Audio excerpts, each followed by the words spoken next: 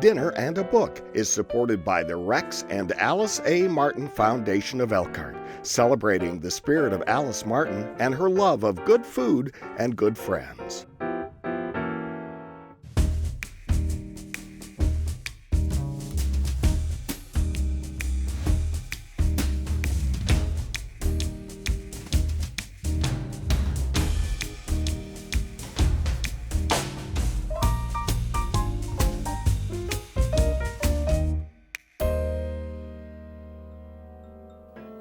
In 1916, Sven Ormsson leaves a restless life in Stockholm to seek adventure in Svalbard, an archipelago where darkness reigns 4 months of the year in the company of only a loyal dog on an uninhabited island. The Memoirs of Stockholm Sven by Nathaniel Ian Miller is a ceaselessly brilliant story. Let's meet my guest, Doug Farnwell, to find out why. Welcome. Okay, thank you for having me. Appreciate it. Now here we are in the polar dark. So it's going to be interesting. It is. I can't imagine going 4 months or 5 months with no sun. This time of year in Indiana is bad enough. Yes, and we're kind of used to it, Yeah. But what did you think of the book? I enjoyed it. And that's one of the things I always enjoy about this. I pick up books that I would not have read otherwise. And I thought it was a really well done book and very easy to read. It was fun. I thought it was excellent. The vocabulary, this writer who lives in Vermont and has been in the polar exploration, he knows what he's writing about. And I think he gets the voice of Sven right. Yes. Scandinavians typically are not as gregarious, and so the language is kind of spare, and definitely does not have an American or an English cadence to it. Right. And it makes it plausible. It has a sing-song tone, though, and I think once Scandinavians get to know you, they are much more outgoing. I have experienced that, and so we travel all around this island that is just north of Sweden and Norway. And it is an amazing place. We meet polar bears and seals and fox. Walrus. Yes. And some interesting characters of humans. Absolutely. He goes to this place. Well, let's talk a little bit about he goes to this island because he is bored in Stockholm. Right. He feels out of place. I guess today we'd call him emo. Oh, really? Yeah. So he doesn't fit in with people, doesn't like the city, finds his bourgeois sister and her husband boring. Particularly the husband. The husband, who's a successful businessman. Yes. And and he romanticizes political philosophers that he's read. He quotes Montaigne repeatedly. And he romanticizes polar explorers. And this is the time in history when that was the last undiscovered part of the globe. And so the great explorers like Roald Amundsen, Robert Falcon Scott, Ernest Shackleton were in the news and famous and heroes. Yes. And he read about them and romanticized them and thought, that's what I need to do to get away from boring Stockholm and pointless city life. I need to get out into the wild and test myself. Yes. Kind of like Thoreau, but on steroids. Yes, and cold and wet and dangerous land. And he's there, and he does meet some people. I mean, let's talk about MacIntyre, the Scotsman. Right. When he goes up, ideally to be alone and test himself as a man, as a person, and see if he can survive it.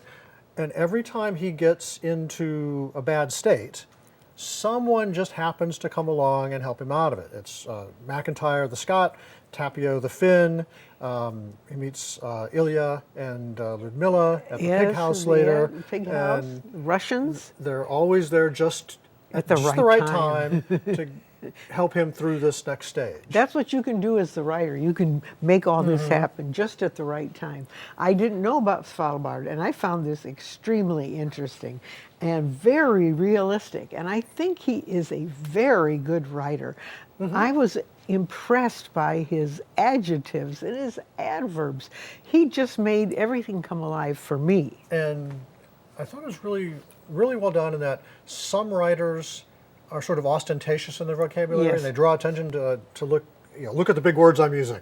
and you got to go look them up. Yes. Umberto Eco. I just Yes, like that. yes. I mean, he uses them correctly, but I have to go look them up. Yes. Which, Oh, that's something for you because you really know, not, you know so not much. those. But here, he uses words that are, the story is transparent. You don't notice the writer. That's right. That's And right. so it just flows. I just stopped now and then and I'd say, what a sentence that was. We really should start talking about our food. Here we are in this barren wasteland and there's blubber and there's whale and there's polar bear and that's what they eat. There There are no plants. and organs of the seal and the polar bears Walrus and brains, oh my which are hard to gosh. source, so we're not cooking that. We're not. Can't find those at the grocery. Well, we're going to make a Swedish meal. Comfort food. It is So comfort this is sort of what, at least for me, I imagine Sven sitting alone, in the dark, in the winter, thinking, this is what Mama Yes. would put on the table. If he can get some potatoes, Yeah. they have supplies that come in twice a year, and if he could get some potatoes, and I doubt they have too much calcium or even green vegetables, but I have pre-cooked some potatoes. I'm going to cook them. I've chopped them up. We're going to start them over here, and then some onions, chop some onions, and then just some beef, sort of tenderloin, and then a little sauce made with cream and grainy mustard. And we've talked about the fact that they're often served in a half of an empty eggshell, and you've provided three empty eggshells in case I break them when I'm trying this. And then we have some Norwegian, Viking blood wine here. It's really amazing. Very good mead, yeah. It's a mead, yes. And so here I'm going to be cooking those, and then we'll put that together. And you are tell us what you're doing. I'm making something called rocksmorgas, sometimes referred to as rockmaka, which is either an appetizer or a very quick lunch that's fairly common in Stockholm. It's basically an open-faced shrimp sandwich. And they like these open-faced sandwiches. Those Swedes, the Danes too, with their smorgasbord. And it's really amazing. Good food. So I'm starting with these potatoes, hoping I'm not throwing them all over I got a little bit of the onion in there. I'm separating them, and we don't mix them together. Oh, heavens, you could. I mean, what's the difference here? And so I'm using rye bread, which is traditional. Washed some lettuce, and so put a leaf of lettuce on each. And I got a couple of boiled eggs and a cucumber I'm going to slice, and those are also going to go on it. Sounds good to me. I love that concept. And the Danes are good at that. It is interesting of the characters we meet. It's like going on an international trip, going to this island, this desolate, cold island. They have 4 different seasons, and there might be one when it's slightly warm, but when it's cold from, December through February? Well, from probably about October. Yeah. It's just so cold. And the ships can't get through because the sea freezes. It's that cold. Well, and here we have our Sven. He's left Stockholm. He has worked for a while in a mine. And while he was living in that area, Morton, I believe it was, what happens to him that changes his life forever? He is trapped in the mine when an explosion causes a cave-in and basically barely survives. And what happens to him? And he is horribly scarred, loses an eye, disfigured on the face, and feels even more out of place in society. Well, and he does. And people do comment when some of the Norwegian ships come by and the sailors get off and run on the beach. They comment because he is kind of scary looking. Yeah. And later on, he finds out after World War I, he doesn't look so different from some of the young men who come back from war, who have had horrible, horrible war injuries. So we have Sven. And Actually, I guess he is scary. I guess he really is scary looking. But the adults take it, they take it Well, and they like him. and I think part of it is a lot of, well, social norms don't have much currency in the far north because the important thing is survival. Yes, And they so do. we don't have an eye. That's no big deal. As No long as you big can- deal, but they'll mention it to you. What happened? What happened? Very often we don't ask that. If you came in with your eye gone, some Americans wouldn't ask you what happened. They would just sort of kind of look past you and wonder what happened, but not say anything. And many people say things to him, and he learns to handle it, doesn't he?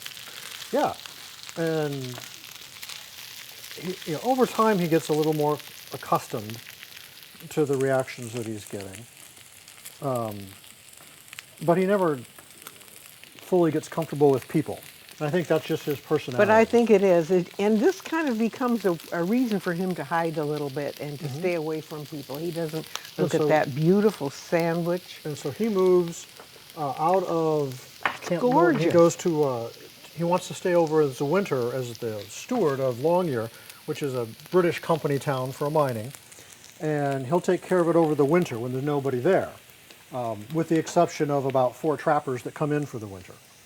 And that's where he meets Tapio, who's probably the single most important, and him and McIntyre both, but those are the two that really keep him alive. Tapio is a Finn, and Tapio is disgusted with his country and its government, and he likes socialism. And so we hear about this, and because they want the people protected. But we're just going to take a little break and continue with our. It's almost a distaff meal, but it's based on actual food served in Svalbard. So take a look now at a map of this country and you'll see where we are, and we'll be right back.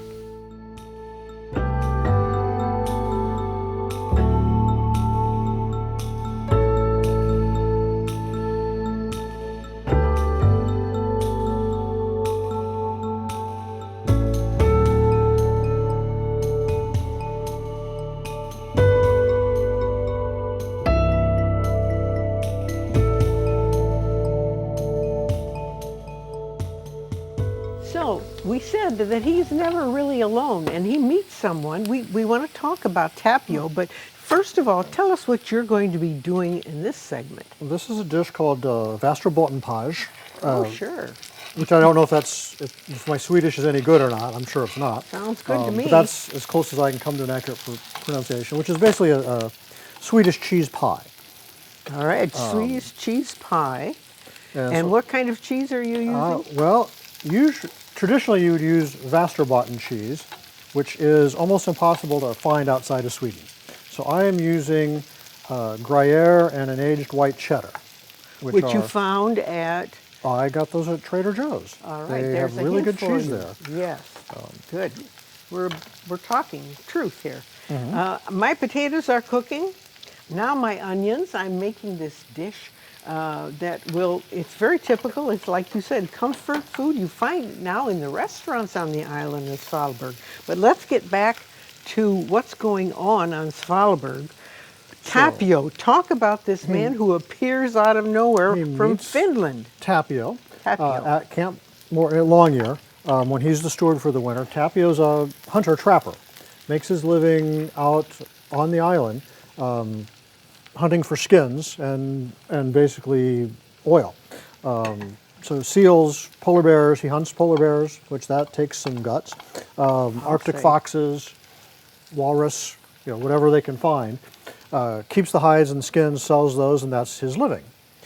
And He's very good too. He's a very good at it. experienced. And how does he meet McIntyre, the Scotsman? McIntyre's also at Longyear. All right. So this is a little group that And it's a group that all are kind of misfits. People who fit into society don't go 3,000 miles into the Arctic. right, and to be cold and wet. And so they're all people that feel out of place for one reason or another, politically or based on gender or sexuality. They don't feel they fit into their society, and so they've left. They've gone to the far north. and that's where Sven meets them. And Tapio in particular takes Sven under his wing and trains him. He says, you can't go out and be a hunter. You'll die in the first month. Come Yeah. with me. I'll keep you alive, and we'll teach you how to do this. It's not just putting on really warm clothes made by some fancy company. Right. You've got to learn when to go out and see if there are polar bear or if, you know, And something how to else. know if a polar bear is tracking you. Yes, and so this guy comes just at the right time, and so he teaches him these things. And how does he manage with Well, it? he's grateful, and he realizes just how much he's getting from Tapio. And he does learn. He never becomes as good, but he becomes proficient and capable of making a living and keeping himself alive. And the first thing they do is build a hut out of driftwood. Yes, You know, and they burn it down twice over the course of the book and rebuild it. creosote or something builds Up in the chimney of the little cook stove. Remember that. Clean your chimney. And so, and this is very good because it's a basis for what happens to Sven next. Right, because once Tapio has trained him enough to survive, out of nowhere his niece shows up, Helga, Yes. Helga was kind of a wild child. and who doesn't fit in. She doesn't fit in either. And no. she kind of romanticized her uncle Sven, because Sven's sister Olga would read her letters that Sven wrote home, and idolized, you know, her uncle, the big polar explorer. Yes. And out of nowhere shows up not just her, but her and an infant. Named Skuld. I would think Skuld or Skald, depending on Yeah. what you want to say about it. Depending on how good our IKEA is. Yeah. But Skuld is named after Norn, which are sort of the fates in Norse mythology. So we have a little of everything here. Oh my goodness, I kind of get the wrong burner. And I still, after all these years. So here's this young lady. She has a baby who's about 2 months old. And there's the dog, there is Tapio. They're all in this hut that they have built. Right. And it kind of gets warm and it gets kind of overwhelmed with human whatever, comings and goings. But they're happy, aren't they? They are, because they're where they need to be in life and what they need to do from day to day, moment to moment, is very clear.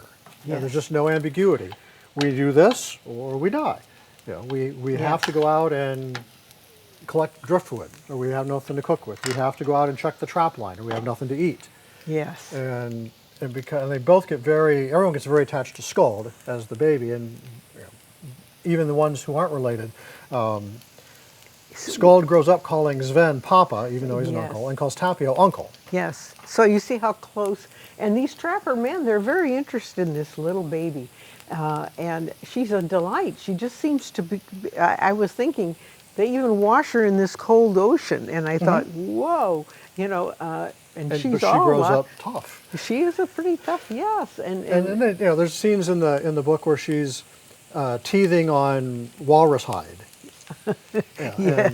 And running around. So yeah, the sailors love her that bring resupply. Everyone just loves this little girl who is perfectly at home in the far north. She is. And when the Norwegian ship comes in with supplies, many of them come down to the beach and they want to see how everybody's doing. They check on them, and they check on them for the next few years. Yeah, And that's important, and that's and good. they keep in touch by correspondence with McIntyre, who arranges to sell their skins and things and send supplies and send books and things like that. And then once or twice a year, they'll take a week or so and go into Longyear and visit. Yes. And you know, this is so interesting because with the appearance of this young Helga and her baby, things do change. And Helga has brought some kind of a depression too. She has moods, and she probably might be manic depressive. We don't know, but she goes into a funk, and sometimes she's in bed for 2 months. And she's at her best when everything else is going wrong. When things go well, she has some issues. Yeah. And you know it becomes clear later in the book when she talks about Skuld was born out of a rape. Yes. And so Helga wanted to get away from society, and today we would say she's suffering from PTSD. Yes, early 1900s, remember? It's not a good time to have a baby out of wedlock in a big Right. city, and everybody knows what's going on. And I'm checking on my meat. My onions are pretty well cooked. And so I whisked 3 eggs together with some cream and milk, and I put in some sliced mushrooms and caramelized onions. Now, traditionally, you can eat it just as the cheese pie, but onions and mushrooms are not uncommon. And I'm going to season it with a little pepper and a little smoked paprika, and we'll pop that in the oven. We're going to pop it in the oven. We're going to cook it. We're going to finish this other food. We have our beautiful shrimp sandwiches, and you are all set. This is beautiful. Look at that smoked paprika. I'm going to open this for you, and we'll even put this light on. Where is it? Up here. Light, light, light. Okay, so we can see. Good. I am just checking here. I think my food is done. I need to get a man with strong fingers to open this Viking blood, and they do a lot of.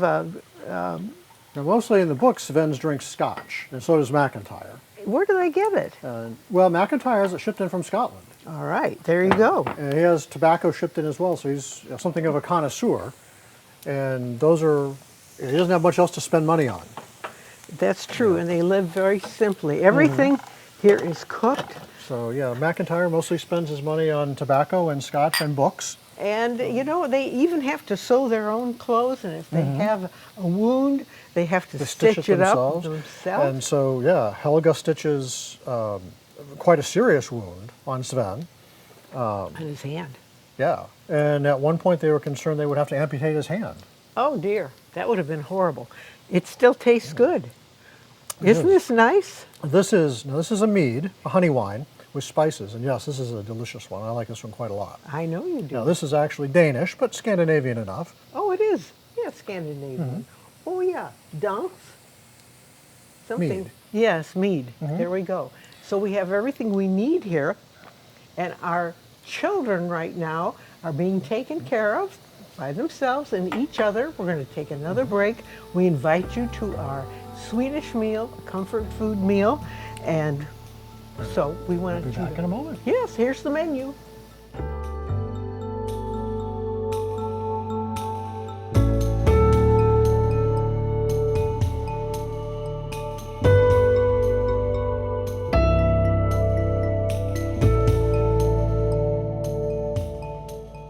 And we're glad you joined us today for the Memoirs of Stockholm Sven by Nathaniel Ian Miller and my guest, Doug Farmwald, in his beautiful Icelandic sweater. I actually got this in Yes. Reykjavik. Yes, he's ready. He's And ready for the Reykjavik show. is where they spent World War II. Yes. Well, outside. They found Reykjavik too too busy. busy. And Reykjavik's not a big town. No, it's It's not. not much bigger than South Bend. But it is a wonderful town. Yeah, it I is. think. It's a Go fantastic there. Go place. there. Let's talk about our food. Tell us these wonderful sandwiches. What are they? Rocksmorgas, which is an course. open-faced shrimp sandwich, sort of a quick on-the-go lunch that you find maybe in Stockholm. This is Västerbottenpaj. I think I'm pronouncing that as close as I can, which is a cheese pie, common snack in Sweden. And then you made beef Freiburg. I did make beef Freiburg, another dish somewhat similar to what we do with a chuck roast. But there are no carrots, and Doug brought me a half of an eggshell to put the sauce in. Because Traditionally, that's how it's served. Yes, yeah, yes, instead isn't of that clever? You don't go out and buy little dainty dishes. You use an eggshell, half use of it. what you have. And then we have some bread. And so I think it's a wonderful meal, and I do thank you for suggesting the food because it's tasty. what I like to cook. It's comfort food, or a lot of times I refer to it as peasant food. This is what ordinary folks eat. It's quick, it's easy, it's hearty. Right. And it's fun to cook. And it's onions and potatoes and beef, Mm-hmm. and loved it. And I want to ask you, what was your favorite part of the book? I liked a lot of it. Emotionally, I kind of liked the end because it seemed, because most of the book is, Sven is in a really grim place. Yes, he is. And at the end, he's starting to feel hopeful, and he's left Svalbard, Spitsbergen, to go find his sister, or his niece, Helga, who vanished. And he feels like, well, I might be getting close. He's actually in France. Yes, and this is an exotic place he finds after being in the cold north. And what I found funny was that Sven describes Normandy, which is like a colder part of France, the way most of us would describe the Caribbean. Colorful. Colorful, warm, friendly people. Yes. Well, anyway, this Sven is someone to spend time with. I enjoyed his company, and I enjoyed yours. Well, thank you. Thank you for having me. Oh, it's always a Appreciate it. pleasure, Doug. And I'm so glad you joined us too. And we will remind you of the fact that good food, good friends, good books make for a terrific life. And don't forget that. And have your children grow up learning that too. So we'll see you next time. And thank you for being here. Thank you. Thanks.